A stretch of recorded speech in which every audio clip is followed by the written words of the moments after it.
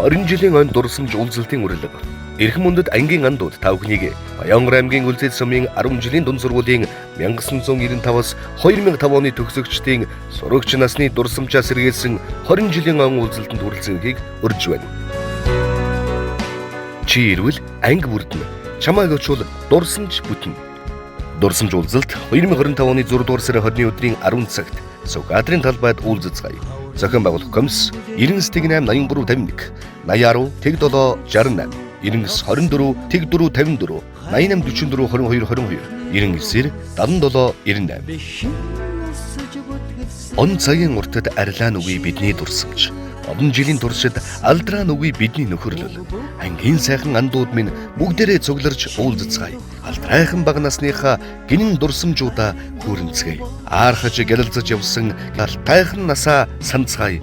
Ачид багштан цоллуулж явсан хөгжилтэй мөчүүдээ дурсацгаая. Оянх болсон дуугаа